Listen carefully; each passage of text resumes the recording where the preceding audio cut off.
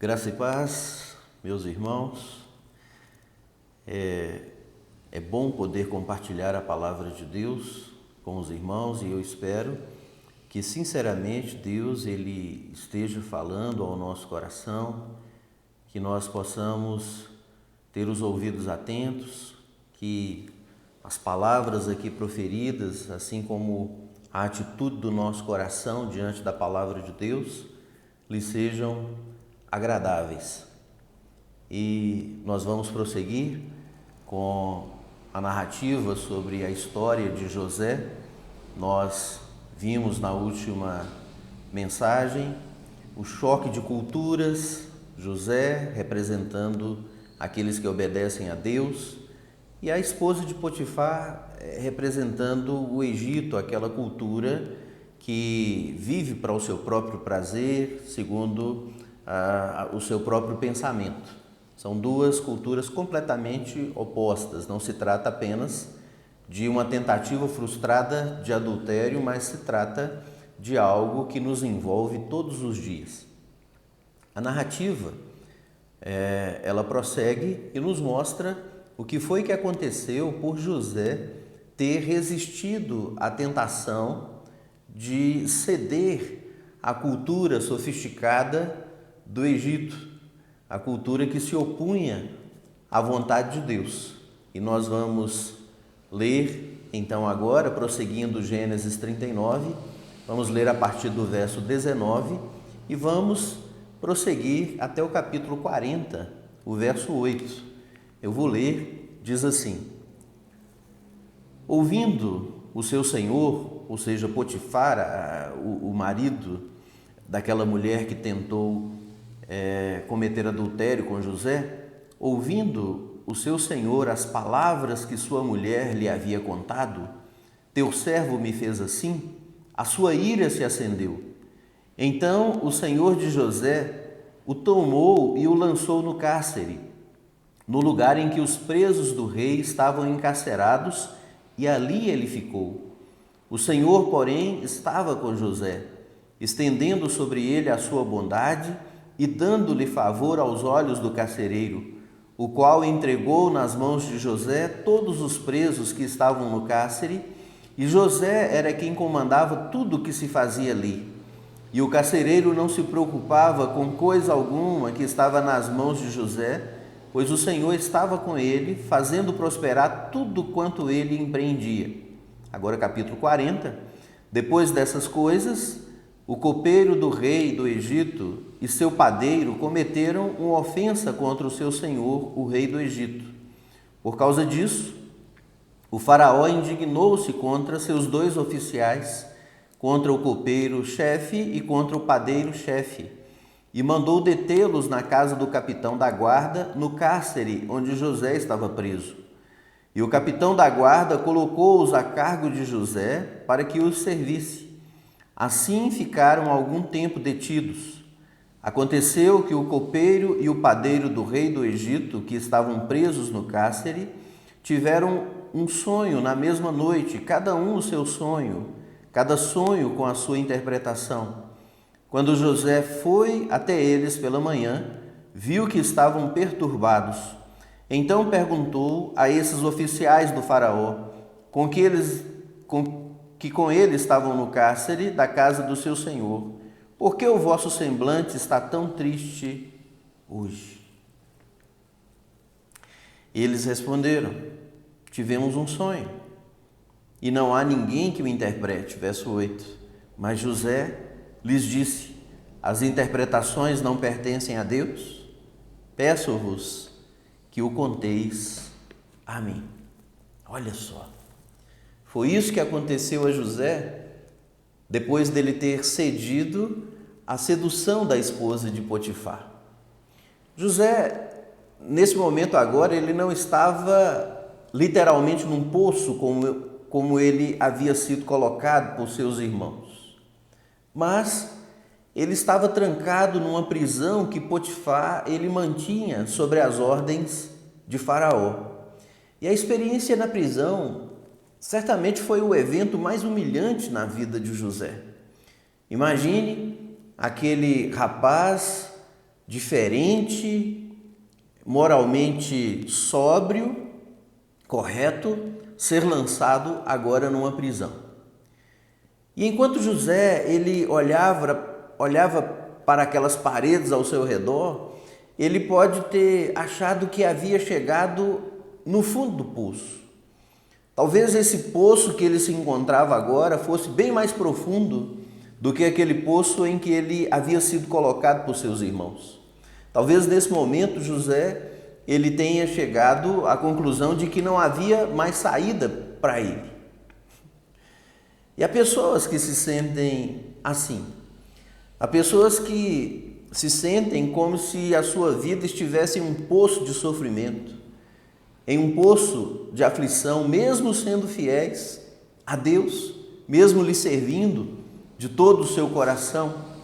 Essa é uma expressão usada no poço da aflição, quando as pessoas se sentem como se estivessem afundando cada vez mais, como se não houvesse solução, como se a saída estivesse cada vez mais distante e às vezes até inalcançável. É aquele sentimento de estar cercado por circunstâncias, quando parece não haver qualquer solução a mais. E aí nós começamos a enxergar a realidade da aflição. E é curioso porque algumas pessoas acreditam que os filhos de Deus, eles nunca deveriam passar por dificuldades, nunca deveriam passar por aflições. É uma mensagem que nós ouvimos com frequência nos nossos dias. Crente fiel não tem dificuldade, crente fiel não passa por aflição. E muitas pessoas pensam que se isso está acontecendo, é porque nós não estamos vivendo pela fé, é porque nós não estamos andando pela fé. Mas esse poço de aflição que José se encontrava agora, ele veio logo depois de ter honrado a Deus.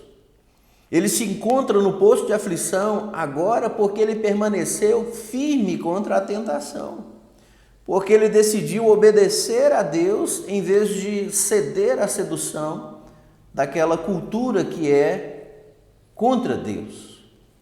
Então, muitos de nós sabemos que provas e aflições são inevitáveis na vida dos crentes. A questão para nós não é se nós teremos aflições. A questão é como é que nós vamos lidar com essas aflições quando elas vierem. Como nós iremos nos comportar diante das aflições? Como é que nós vamos olhar para elas? Como é que nós vamos vê-las? E José, ele pode nos ajudar muito nesse assunto. Parece que ele dominou essa habilidade de viver no poço da aflição. Veja que a reação da esposa de Potifar, quando foi contrariada, foi de responder com vingança injusta, com mentira, com acusações infundadas. Mas vamos ver José quando foi vítima de todas essas coisas. Qual foi a reação dele? E aí nós podemos entender o que é que se espera de nós, vivendo na cultura de Deus em oposição à cultura desse mundo. Então, de que maneira José agiu para ser bem-sucedido em meio àquela situação? E a resposta é que ele não se preocupou com a dureza das circunstâncias, não. Ele se preocupou com a presença e o propósito de Deus e com as possibilidades oferecidas em meio ao poço da aflição. Possibilidades no poço da aflição? Sim. Presença de Deus no poço da aflição? Sim. Propósito de Deus no poço da aflição? Exatamente. E aí, nós aprendemos ou podemos enxergar na vida de José, sermos lembrados disso e buscar para nós uma característica que nos ajuda muito diante das aflições que nós temos que enfrentar. Que característica é essa? Perseverança. Perseverança na aflição. Seria muito fácil para José gastar todo o seu tempo pensando e lamentando sua prisão. Seria muito fácil que ele vivesse se lamentando por causa da sua aflição. E ele poderia murmurar por muitos motivos, ele poderia murmurar pelo passado, e nós sabemos como é que isso funciona. Por que todas essas coisas terríveis aconteceram comigo? Por que tudo sai errado para mim? Ele poderia também se preocupar com o futuro, gastar todo o seu tempo se preocupando com aquilo que ainda não aconteceu. Ele poderia pensar: olha, como é que eu vou sair daqui? Que chance eu tenho de fazer qualquer coisa da minha vida agora que eu estou aqui? José poderia ter passado seu tempo pensando sobre tudo isso, mas ele não permitiu que a prisão em que ele já estava o arrastasse para uma prisão muito pior, que é a prisão do desespero, a prisão do desânimo. Ele não permitiu que a prisão física o arrastasse para a prisão da sua alma. Ele não permitiu que a sua prisão física o impedisse de prosseguir livre espiritualmente para cumprir os planos de Deus. Muitos não estão fisicamente presos assim como José esteve, mas se encontram numa prisão muito pior, se encontram aprisionados do desespero. E por que é que muitas pessoas, embora não estejam fisicamente presas, estão aprisionadas ao desespero? Porque gastam tanto tempo focados em suas circunstâncias difíceis que não podem pensar em outra coisa, não podem fazer outra coisa, estão aprisionados por aquela situação, vivem em função disso, pensam só sobre isso e fazem tudo em função disso.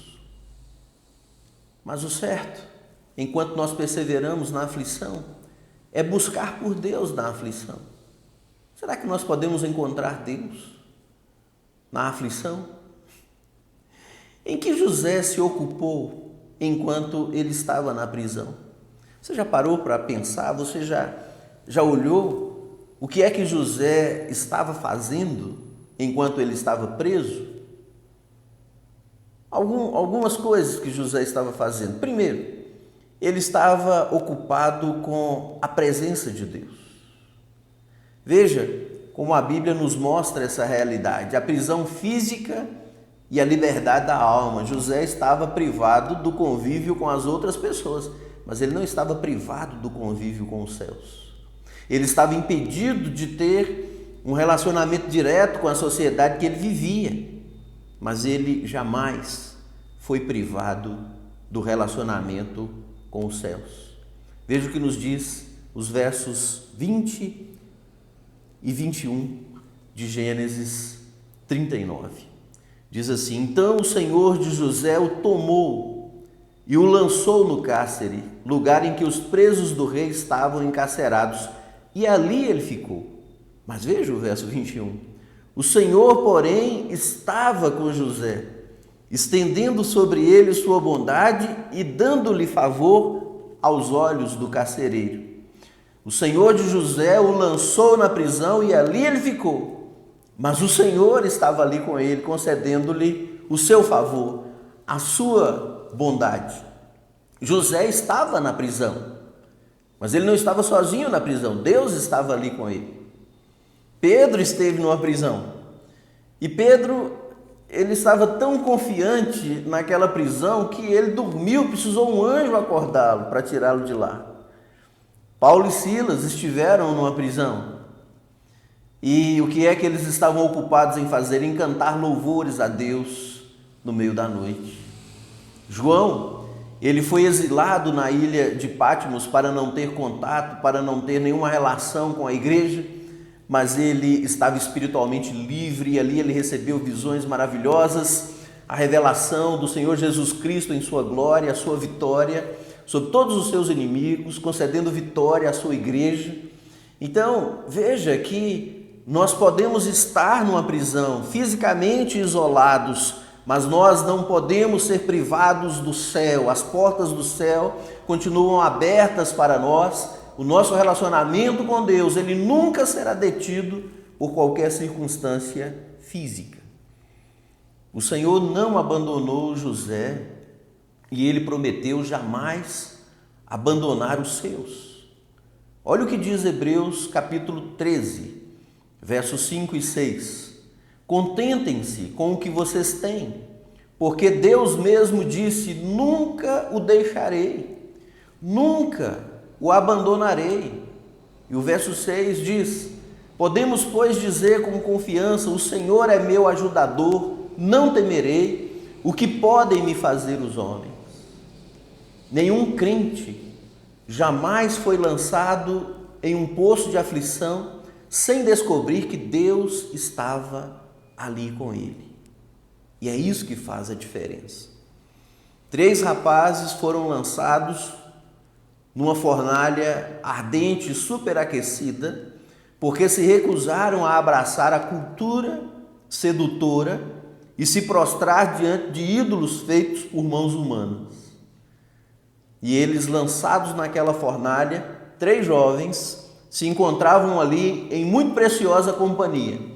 Porque quando Nabucodonosor olha para dentro daquela fornalha, ele vê não 3 jovens, mas ele vê 4 pessoas andando livremente, sem que o fogo lhe causasse dano algum. Deus estava lá com eles. Quando Daniel foi lançado na cova dos leões, os leões não puderam lhe fazer mal algum, porque Deus estava lá com ele. José, então, ele pôde dominar a vida na prisão, não somente porque Deus ele estava ali. E nós aprendemos aqui uma outra atividade de José durante o seu tempo na prisão. Ele estava ocupado também em se recordar dos propósitos de Deus para a sua vida. Logo depois que José ele foi lançado na prisão, Satanás ele teve a oportunidade de semear em seu coração sementes de dúvida. E essas sementes de dúvida, elas querem levar você a questionar as promessas de Deus a seu respeito. E isso Satanás ele fez com José. Ele questionou se aquelas promessas de Deus, elas eram válidas ou não.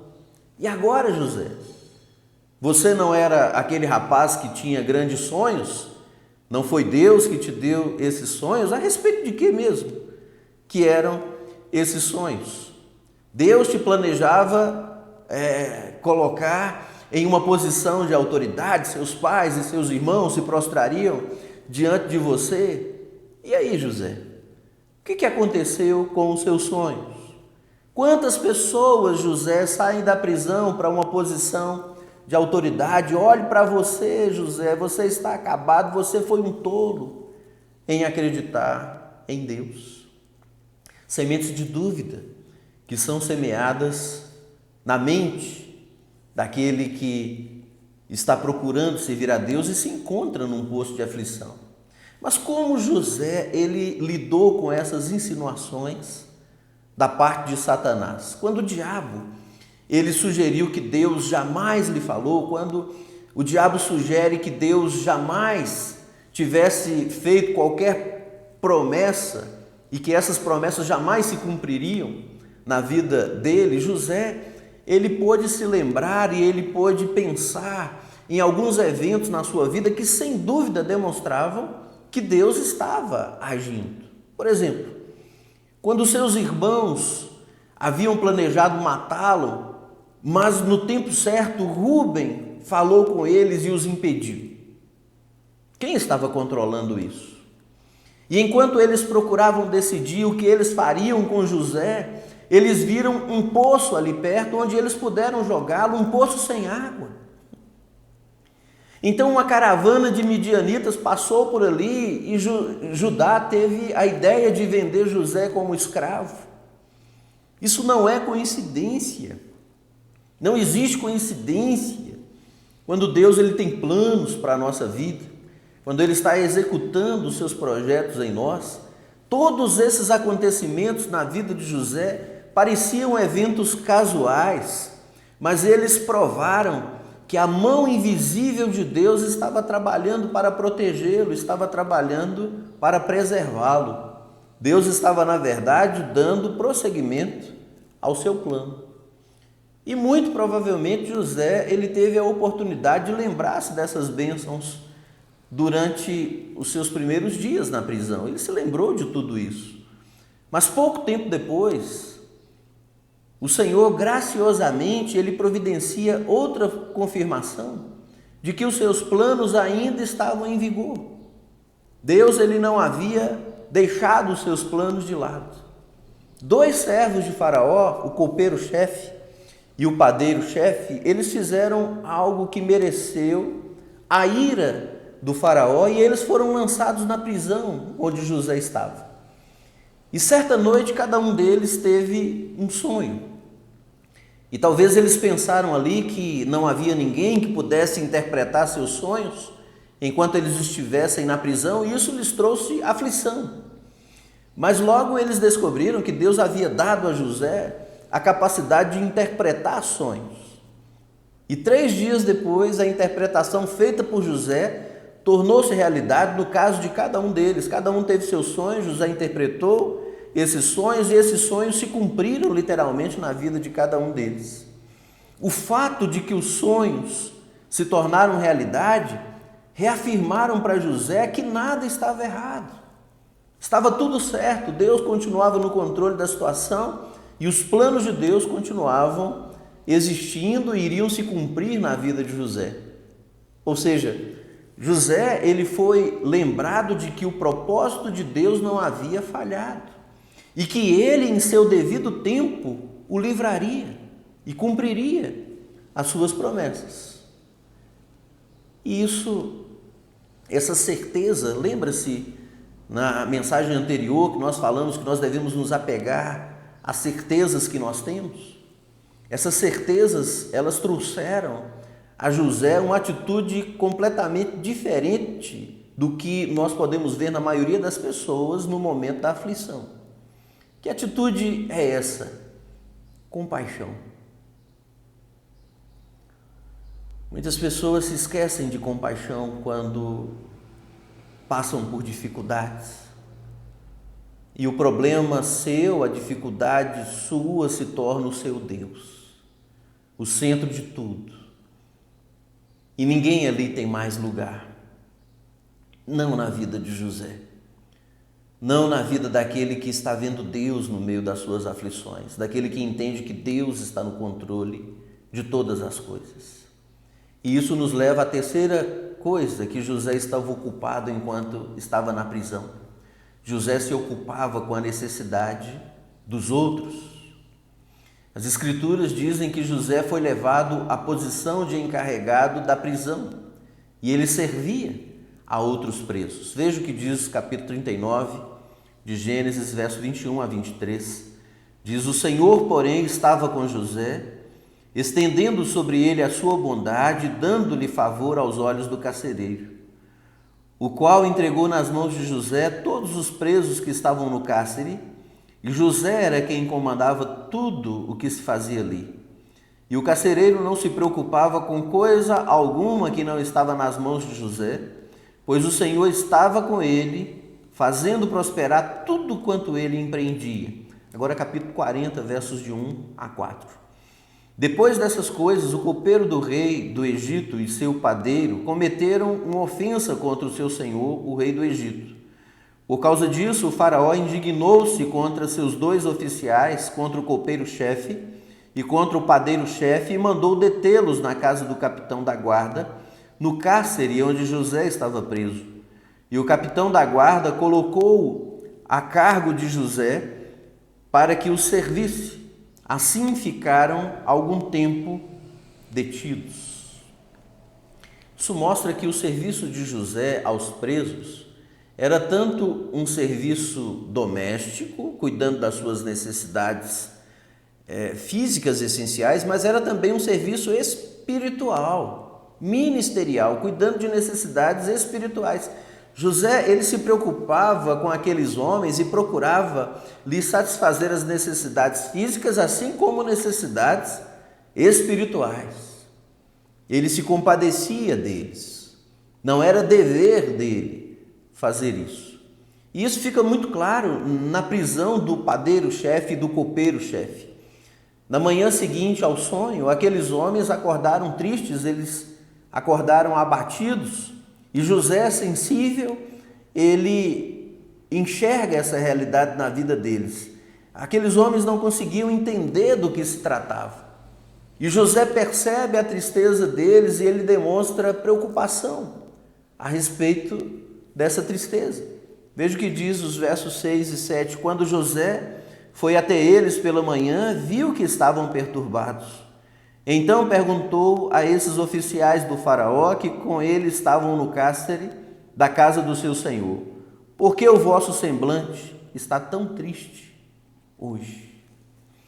Isso revela que José, ele via na sua própria aflição a oportunidade de fazer o bem aos outros. Você já pensou nisso?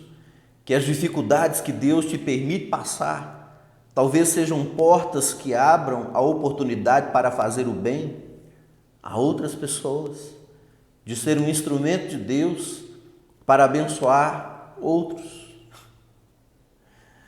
Olha, há sempre um grande número de pessoas observando os crentes quando nós nos encontramos em situações de aflição. As pessoas estão olhando para nós e essas pessoas, elas formarão a sua opinião a respeito do cristianismo pela maneira como nós respondemos a essas aflições. E se em meio às tribulações, se em meio às aflições, os crentes, eles demonstram uma preocupação excessiva como as outras pessoas, se elas se mostram tão temerosas, tão preocupadas com o futuro, eles não farão diferença alguma. Mas se eles estão firmes, confiantes em Deus, se eles estão tranquilos, perseveram e além de estarem tranquilos, eles demonstram preocupação com os outros, aí essas pessoas verão a diferença que o cristianismo faz na nossa vida.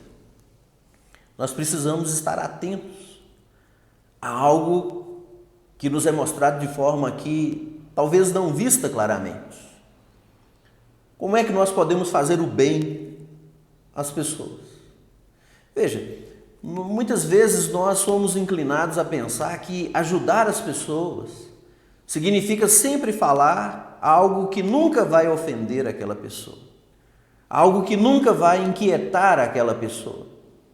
Mas no caso do padeiro-chefe, José lhe deu uma notícia terrível de que ele seria executado em 3 dias.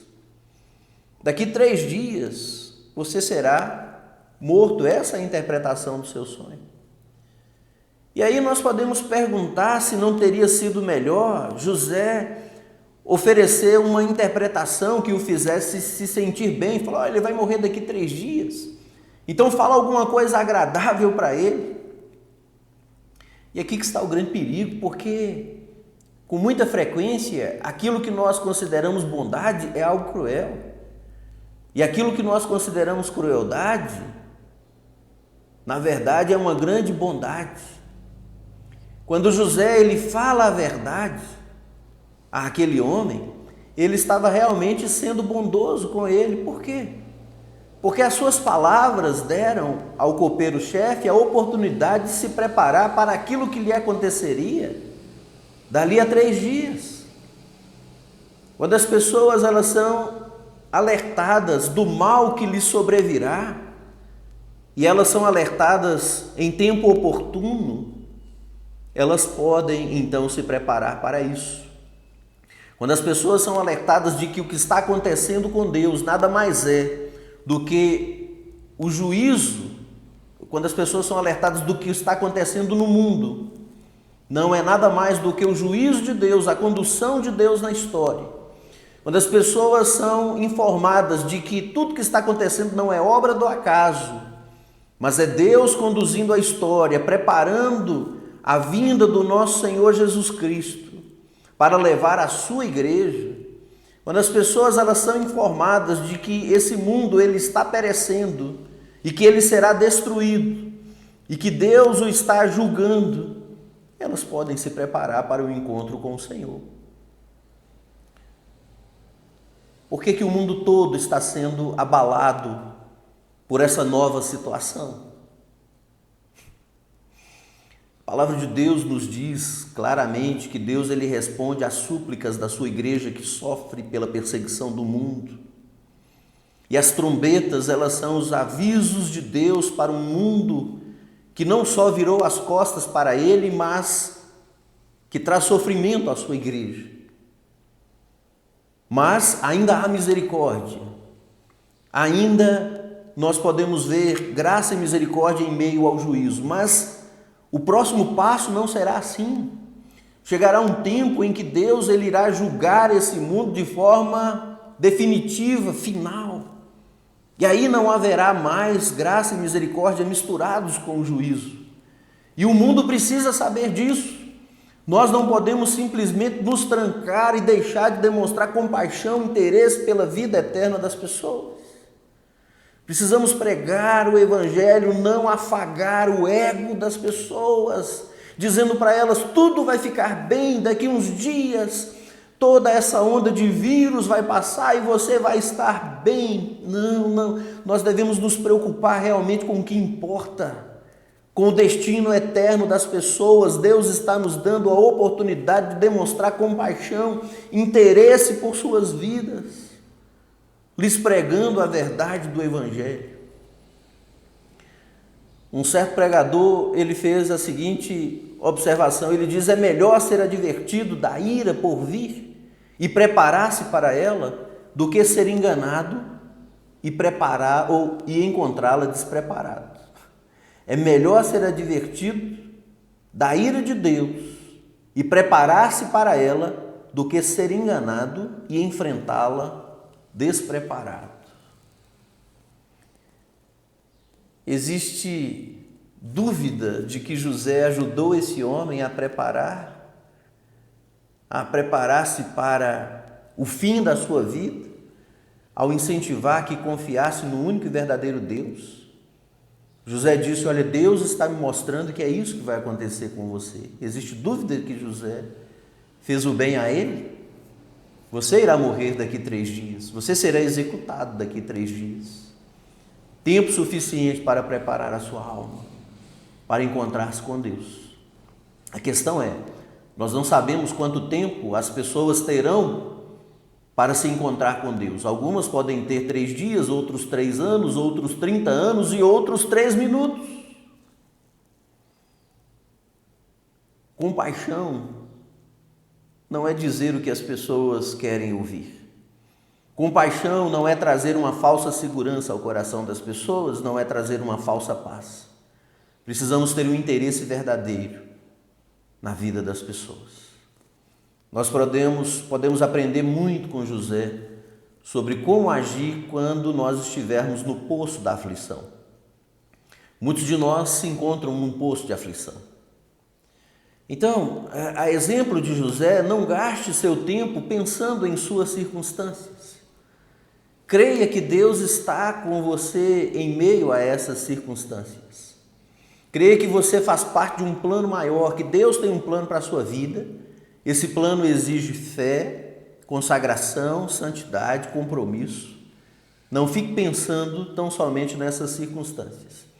E com paciência, espere que Deus o livre deles, das aflições, das circunstâncias. E Deus fará isso em seu próprio tempo, do seu próprio modo. Tenha paciência. Deus está no controle de todas as coisas. E enquanto você está no poço da aflição, olhe ao seu redor. Você achará outros que estão em situações muito piores do que a sua. Ofereça a essas pessoas o auxílio e com isso você estará ajudando a si mesmo. E lembre-se, estar no poço da aflição não significa que Deus não esteja com você. Estar no poço da aflição não significa que Deus falhou em seus propósitos para a sua vida. Estar no poço da aflição não significa que você não possa se importar com os outros, não possa se interessar pelos outros.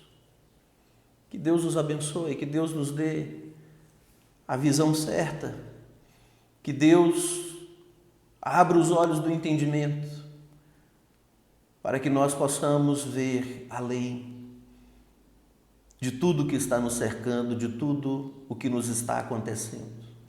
Corações estão sendo quebrantados agora pela aflição. Muitos estão procurando resposta. Muitos, claro, não tiveram esses sonhos que o copeiro e que o padeiro tiveram, mas eles estão perturbados, acordam perturbados, sem saber o que será dessa situação em que estão vivendo, estão esperando respostas. Você tem essa resposta. Dê a eles essa resposta, leve a eles essa esperança. Informe-lhes que o homem sem Deus está perdido.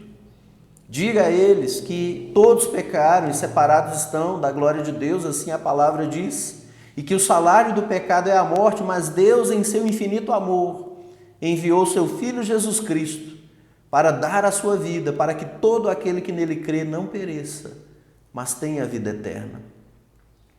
O que a alma mais precisa não é ser retirada da aflição física material. O que a alma mais precisa é ser salva e retirada da aflição da condenação eterna.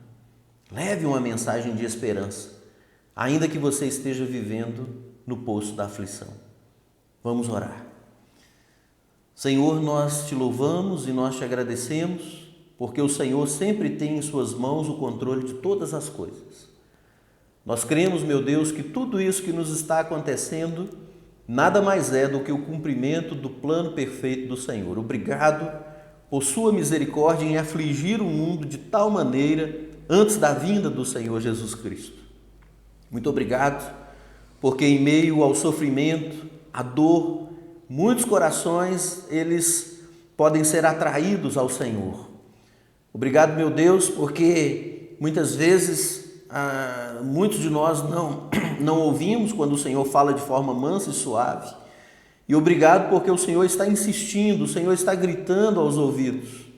O Senhor está demonstrando graça e misericórdia em permitir que o mundo vive essa situação de caos e calamidade que ele está passando. Talvez nessa aflição muitos clamarão ao Senhor.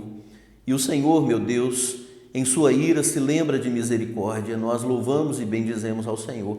Agora oramos por nós, meu Deus, que temos ouvido a sua mensagem, que conhecemos a palavra de salvação que nos foi dada através das Escrituras. Nós te agradecemos e nós pedimos um coração que possa compartilhar dessas verdades, que se interesse realmente pela alma daquele que está ao nosso redor, pelas almas das pessoas. E nós possamos levar uma mensagem de esperança, informando o que realmente está acontecendo. Meu Deus, que nós não fiquemos presos em meio ao nosso medo e às aflições e às preocupações do que poderia ter sido, do que poderá ser, do que poderá acontecer, do que é que acontecerá amanhã. Não, meu Deus, inclina o nosso coração para amar os perdidos, para que possam encontrar o caminho da salvação. É o que nós te pedimos. Então nos dê ousadia, encha-nos da intrepidez do seu Espírito, para que possamos alcançar almas perdidas e que o teu Espírito possa convencê-los através da mensagem que transmitiremos. Seja conosco, nos ajuda em meio ao nosso poço de aflições e de tribulações. É claro que as dificuldades estão ao nosso redor, mas existem situações muito piores de almas que estão perecendo sem Deus, sem esperança, sem salvação. Usa-nos, Senhor. É o que nós te pedimos em nome de Jesus. E que o Senhor, meu Deus, nos abençoe, que o Senhor nos guarde, que o Senhor faça resplandecer o seu bondoso rosto sobre nós e tenha misericórdia de nós, sobre as nossas vidas, sobre a tua igreja, sobre o seu povo, sobre os meus irmãos. Levanta sobre nós o seu rosto e dá-nos a sua preciosa paz. Em nome de Jesus. Amém. Amém. Deus te abençoe.